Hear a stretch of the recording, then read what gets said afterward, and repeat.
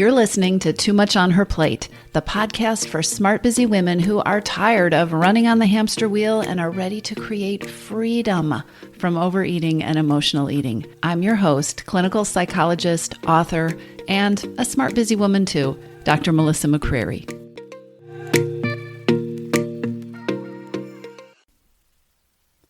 Hello, everybody.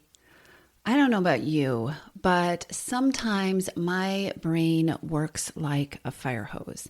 I have a million thoughts at once. And so sometimes when I sit down to create a podcast episode, I have some difficulty. And it's not that I don't know what I want to talk about. It's that I feel like there are about 12 things that need to be talked about at once. And I somehow want to go in all those different directions at the same time. And then I create some overwhelm and then I get stuck. Interestingly enough, our brain works in a very similar way, or at least a lot of brains work in a very similar way when it comes to thinking about how to make changes with emotional eating or overeating or with your relationship with food. We are conditioned by society, by our history, by so many different things to focus on productivity, especially if you are living in the Western world. There is such an emphasis on doing, and that is hyper exaggerated when there is something that we are anxious about. Because in that situation, our brains are primed to go into panic mode. What do I need to do? What do I need to do? It's a focus on productivity and doing something, and it isn't helpful when it comes to changing your relationship with food. But it's what we tend to do. So if you're not happy with your eating, if you're not happy with the number on the scale, and you're thinking about making changes, the first thing you and your thoughts probably want to do is to make a long to-do list of what you are going to need to do. And if you have spent any amount of time in deprivation thinking or the whole diet mentality, that list of what you need to do is probably going to be based on deprivation, on what you're not going to do, actually, on what you are going to take away from yourself, a list of things that you are going to be strong about, right? It's a list of what you need to give up to get to your goal. I am here to tell you that if you truly want to create peace with food and freedom from overeating, you need to learn to give this pattern up. Focusing on productivity, especially focusing on the kind of productivity that is based on deprivation and diet mentality, doing without, will not serve you. It will not create peace with food, and it definitely will not create lasting results. The diet game is a struggle. And getting good at the diet game is setting yourself up so that you feel strong enough that you can somehow show up every morning or most mornings and win at that struggle. Peace with food and freedom from overeating is about dissolving the struggle, creating a relationship with food that feels good, that serves you, that you want to have, that you enjoy having, and that you don't have any problem having for the rest of your life. You don't have to conjure up some kind of discipline or determination to keep going with it because it doesn't require grit. It is the relationship with food that you have chosen and that works for you. And that doesn't include emotional eating or overeating that stresses you out and overwhelms you and leaves you feeling out of control. It's a relationship with food that you have chosen. So eye on the prize. What do I mean by that? I mean, it is really important as you decide what your next step is, how you're going to move forward with any emotional eating or overeating that you are currently struggling with. It's really important that you have your eye on the prize, that you are very clear in setting your GPS on where it is that you want to be going, what it is that you want it to look like. And then it is so critical that you are creating steps and asking the questions and paying attention to the things that are actually going to lead you to the place that you want to go instead of somewhere else. I cannot tell you how many smart, capable, high-achieving, brilliant women I have talked to who have set themselves up with a goal that often has to do with weight, but it always has to do with changing their eating. And they've set themselves up with this goal, and they have created this list of action steps that is hard, based on deprivation thinking, based on diet mentality, but have worked themselves up with a sense of motivation to do those things. And then I will ask them, okay, so let's say you achieve your goal doing this stuff. Let's say you stick with it. Let's say it goes exactly as it has planned. On day one, when you wake up after achieving your goal, what's your relationship with food going to look like? How is it that you're going to eat? How is it that you're going to feel about food? What are you going to do next? I cannot tell you the number of blank stares and empty silences that I have been met with after asking that question. That is what happens when you have one goal and you set yourself up with a path that takes you somewhere else or that leads you in a different direction. If what you want is to wake up in the morning and not be thinking about your relationship with food, not be wondering if it was a good day or a bad day, not be thinking about how much energy you are going to put into thinking about your eating or thinking about not eating or wondering if you're going to binge in the afternoon or before you go to bed, if what you want is to let go of that stuff and have that stuff not be an issue for you, then we need to set up a path that makes it not an issue. So it is perfectly normal when you decide that you want to make a change to find your thoughts going to a lengthy to-do list. It is perfectly normal if you have struggled with food. Take a look at that to-do list and realize this is all deprivation thinking. This is all stuff that makes me feel like I'm going to need to be really strong to do this stuff. While it is normal to do that, it is not helpful. And so what I want to talk about today is how you can start asking the right questions, how you can take that what do I do question, put it to the side, and start asking yourself better questions that will line you up with that goal of creating peace with food and freedom from overeating. Traditional diet plans give food all the power. And they focus on food. They start with food. The very first question that gets asked in a traditional deprivation thinking diet mentality plan is, okay, what am I going to eat? What am I going to not eat? What kind of food plan am I going to be on? But here's the thing. If you are struggling with emotional eating, there is a reason. There is a reason that you are reaching for the food, and you can do all the micromanaging of the food in your kitchen and in the vending machine and at the drive-thru that you want. But if you aren't targeting, paying attention to learning about the reason that food has the power that it does in your life and the reason that overeating and reaching for something to eat when you're not hungry is so compelling, if you're not paying attention to those things and learning from them, then the struggle will always be there. The way to dissolve the struggle with food is to understand what the struggle with food is about. Take a look at it maybe from a couple of different vantage points and figure out how you can untangle the struggle so there is no struggle anymore. Or so that when the struggle starts to emerge, you can see it happening and you can understand it differently. And instead of trying to stamp it out or numb yourself from it, or, put your fingers in your ears and la, la, la, la, la, la, la. I will just be strong and have willpower. Peace with food and freedom from overeating happen when you are in control. And by in control, I don't mean you have all the willpower in the world to defend against urges to overeat. You are really in control when you have the tools and the strategies to understand what the urge to overeat is about, or to figure out how to do that, and to move forward in a way that is helpful to you that doesn't involve reaching for something to eat. So let's talk about how you can move outside those old paradigms that haven't worked for you and those old ways of thinking and that old set of questions into something that's a lot more helpful.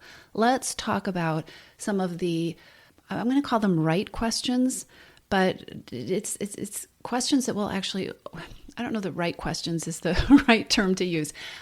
Questions that will open things up and get you moving in a better direction. All right. So are you asking questions that will do that? And I'm going to assume that the first question to start with that you already know, or if you don't know, you're going to know it now. The first question to start with is, what do I know about the reasons that I'm doing this emotional eating or overeating? What do I know about that? And if you don't have any idea, or if you haven't yet taken the Hidden Hungers quiz, which is free, by the way, I would strongly suggest that you go take the Hidden Hungers quiz at toomuchonherplate.com, because it's going to give you your primary hidden hunger. It's going to give you some direction in terms of what is going on beneath the surface that is making overeating so powerful in your life. So what do I know about the reasons I'm overeating is the first helpful question that you can ask. The second question that is so much more powerful and helpful than what do I need to do? What do I need to take away? What do I need to be strong about is, am I caring for myself well? Am I taking good care of myself? And your thoughts, again, diet mentality, probably will want to take you down a list of shoulds and deprivation kind of thinking, well, no, I'm not eating enough vegetables. Well, no, I'm eating too much. Of course, I'm not caring for myself because I've put on this weight. That's not the question I want you to focus on. I want you to think of feeling cared for. And are you doing the things that generate a feeling of being cared for? Are you doing that well? Am I caring for myself well? This is so important. We know that so much of the time, food becomes this thing that fills in the cracks and the gaps, that covers over a need, a real need that we have that isn't getting taken care of or responded to or even acknowledged.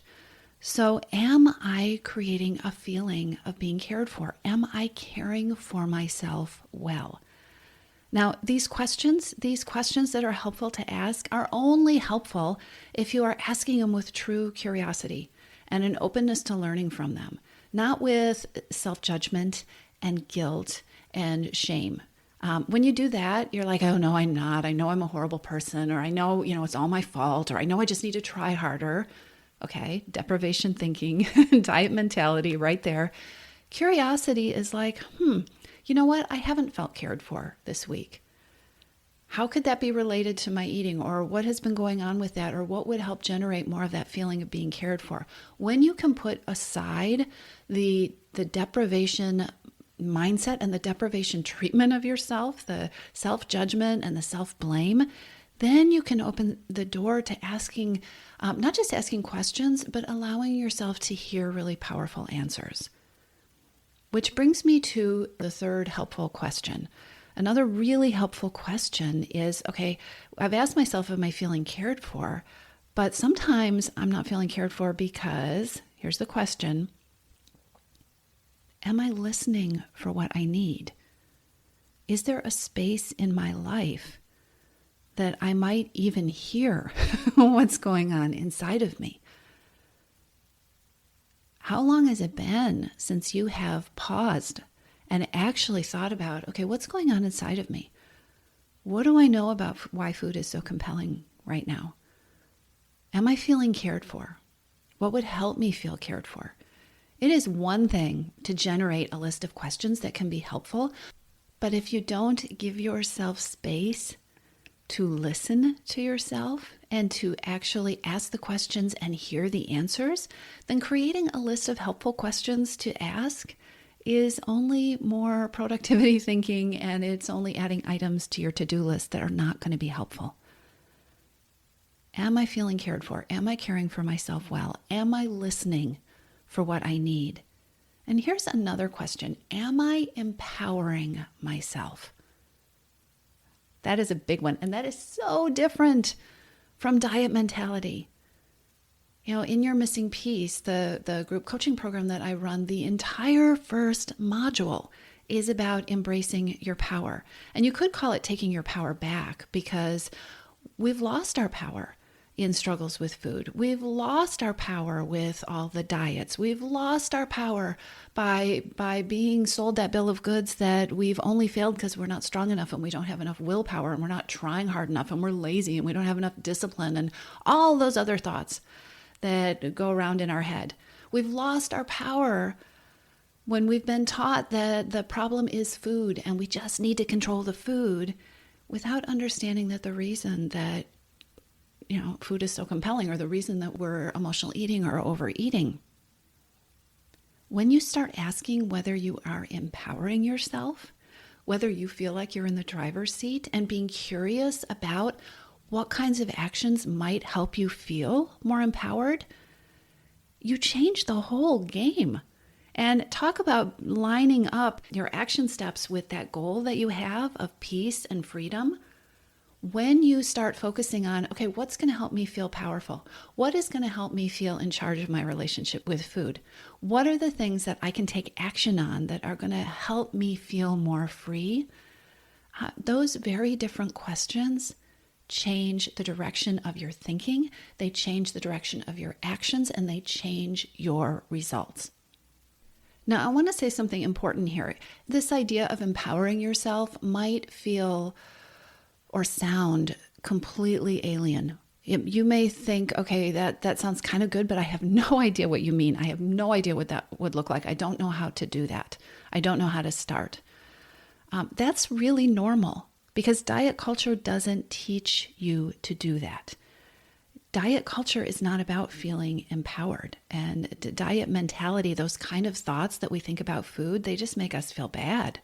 They just lead to more thoughts that are negative about ourselves. So starting to ask the question, even if you don't know the answer, is really powerful. I mean, and it's a process. Like I said, it is the entire first module of your missing piece. We're laying down that foundation. And part of the reason we lay down that foundation, and not only do we lay down the foundation in the first module, but it's something that we keep coming back to over and over again. How can I be in charge of my relationship with food? How can I create a relationship with food that I want to have forever? How can I decide what way of eating works for me and sort through all that tangled up confusion of food rules in my brain? The reason I stress that, and the reason I start with that in the program, and the reason we come back to it over and over again is because feeling empowered and thinking empowered thoughts about food feels strange, and your brain is going to want to push back against that. Your brain has been so indoctrinated into the idea of the only way that you can have a decent relationship with food is if you, quote, follow the rules, end quote. That, your brain is so used to that the idea of listening to yourself and creating your own rules is going to feel crazy and maybe even impossible. That is okay. Notice if your brain doesn't know what to do with that, but keep asking the question, am I empowering myself? And if you want help with that, come join us in your missing piece. You're going to find a whole group of women who are speaking your language and who are working on that stuff. Am I empowering myself? Such a critical question to ask. Okay, here's another really helpful question that is going to get you so much farther than what do I need to give up to stop emotional eating? That one never works. Let's just decide that. I gave you a preview of this when I gave you the helpful question, am I listening for what I need? The question that goes with that is, am I giving myself space to hear myself? And am I giving myself space to plan and to strategize? I just had this interesting conversation with a client yesterday who is at a place in working on her relationship with food where she will come to our coaching calls and she'll say, okay, so I know that I need to figure out a plan for this, or I know that I'm going to be going on vacation. I need to have a plan for that, or for the holidays, for how I want to eat, or I need to have a plan. And what we were talking about yesterday is that she's a master planner. She's an amazing strategizer. And when she says, I need a plan for that, what I have come to learn and what she has come to learn is that it really means she needs to carve out space to stop and think about a plan. The plan is inside her. If she would give herself sometimes as little as 30 seconds, the plan spills out of her, and the plan can be on her paper or in her calendar really, really quickly. It's already there. But so much of the time, one of the things that keeps us stuck in cycles with overeating and emotional eating is not giving ourselves the time and the space, not just to listen to ourselves. That's huge, and to hear what we are saying and to notice our experience, but also time and space to respond to what we're hearing, to actually think a thought all the way through around, okay, so what would I like to do with this? Or what would be helpful here? Or I see this challenge coming up. What's the best way I could take care of myself? How could I help myself feel taken care of in that situation? Are you giving yourself space to respond to yourself and to plan and to strategize? Here's another thing about paying attention to that question. One of the things that I have seen over and over and over again in my life, in the lives of my friends and colleagues and in my clients, is that on the front end of that question, there's often a knee-jerk reaction that, okay, I don't have time. No, I'm not giving myself the time because I don't have time to do that. I just need to keep going, right? That's productivity thinking. But what I have seen over and over again, and again in my life and the lives of many other people, is that when we take that time, number one, it usually is not as much time as we were thinking it might take. Sometimes it is really a 30-second task, but that time pays us back exponentially. Taking the time to give yourself what you need not only transforms your relationship with food, it also impacts and transforms your stress level. It can have a huge impact on your relationships. It can have a huge impact on the way you feel inside, your sense of peace or contentment. If you are somebody who's feeling anxious and stressed and overwhelmed and like you are always running around behind trying to catch up, and part of the reason that you're eating the way you are is that you never have time to think through a meal plan, or when you get to that place, you're too tired to do that, starting to give yourself time, even 5 extra minutes to make a plan or a strategy or to think through one upcoming challenge, that will change so much. And really, I want you to try it. Try taking 5 minutes today to think about something that you need or something that's coming up, and create a simple plan or a strategy, or take the time to put what you need in your calendar and carve out the time for it at a later date. Take 5 minutes and see what a difference it makes. Here's another really helpful question that will change your trajectory from diet mentality and deprivation thinking to creating freedom from overeating and peace with food. And this is a big one, and you may think it has absolutely nothing to do with eating. But if you're not asking this question, I want you to play with it. Are you giving yourself permission to have compassion for yourself? To have kind thoughts about yourself? To have compassion for your situation instead of negativity and judgment and self-blame and all the, negative conversation that you may be very familiar with in your head, right? Are you giving yourself permission to have compassion? Without compassion, all of these questions become a means of feeling frustrated with yourself, or noticing what you are not doing, or feeling guilty because, oh my gosh, I knew that. Why have I not been doing that? Compassion is a deep cleansing breath. It is looking at yourself the way you look at anyone that you love and care for, and understanding that you're doing your best, that there is a reason that you're here. Even more than that, or just as important as that, is that compassion allows you to learn from these questions that you are asking. And I know I said this before, but it is so important. If you are stuck in a loop where there is no compassion, if you are stuck in a loop where it's all your fault, where there's just a name you call yourself when it doesn't go right, when it's that you're not trying hard enough, that you're lazy, that you don't have enough willpower, if you are stuck in a loop where everything you're doing around food and emotional eating or overeating leaves you feeling guilty or ashamed, then there is no room to learn, because you've already decided, your brain has already decided that everything is your fault and you just need to try harder. But I want you to think about being stuck in a loop. Trying harder just means you go around faster and you end up getting tired faster or burnt out or just totally quitting, right? There is no learning inside self-judgment, because you have decided you've already learned. It's all your fault. Without compassion, all of these questions become a dead end. And the exciting part is that with compassion, with an openness to learning from these questions can take you in a much more empowered direction that feels so much better than that loop and the guilt and the shame and the self-blame. So are you giving yourself permission to have compassion? And if not, what could you give yourself permission to be kinder with yourself about? Where could you give yourself a little more understanding? Compassion is something you can grow in little pieces. Where are the places in your life, particularly with your relationship with food, where you can say to yourself, okay, I know you're trying. I know you did your best. Okay, that didn't go the way we thought. What can we learn from that?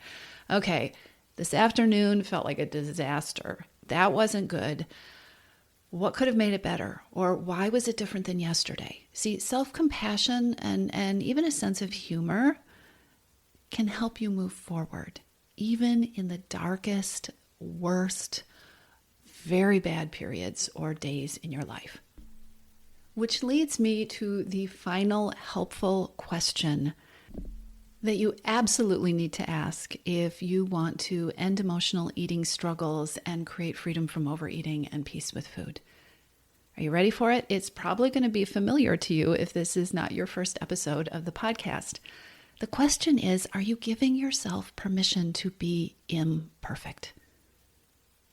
You are absolutely wonderful, and I can absolutely guarantee that your life is not going to unfold according to some perfect set of circumstances that you've decided are going to happen in your head. You are a wonderful, smart, capable human being, but I can absolutely guarantee that you are not going to be perfect either. You, your future self who has peace with food and freedom from overeating, she's going to have very bad days. She is going to be challenged. She is going to have episodes or moments or even days where she doesn't make the choices that she, in her perfect world, would have wanted to make with food and with eating. You get to be imperfect. Peace with food allows for imperfection. Peace with food allows for very bad days. Peace with food allows for course correction. An empowered relationship with food means that you are allowed to mess up or make missteps or make choices that you regret later and learn from them and move on. And they're not a horrible, very big deal that means you somehow have slid back to start and you have to start over. Because freedom from overeating means that your relationship with food is just one part of your life. And just like all the other parts of your life, you learn and you grow and it changes as you move forward. But you're on a path, for the most part, that works for you and that you really want to be on. I don't know about you, but I suspect, like me, you have enough shoulds in your life. You have enough to-do lists. You don't need food and your relationship with food and the way that you eat to be another hard thing. And if it does currently feel like a hard thing, it is possible to transform that into something that works for you instead of something that you are struggling to stay on top of. Start with these questions. Wonder about the answers. Be curious about where you start to see gaps and things that you could do better. And again, if you want support, if you would like a group of women that are on this journey with you, join me in your missing piece. I would love to see you there. I'll talk to you soon. If you like what you've heard, subscribe to the Too Much on Her Plate podcast and take 30 seconds to leave a review. If you're ready to tackle your hidden hungers, then come on over to toomuchonherplate.com. That's 2TOO muchonherplate.com and take the Hidden Hungers quiz. It's free, and not only will you be able to pinpoint your best place to start, you'll get the resources you need to take your next best step.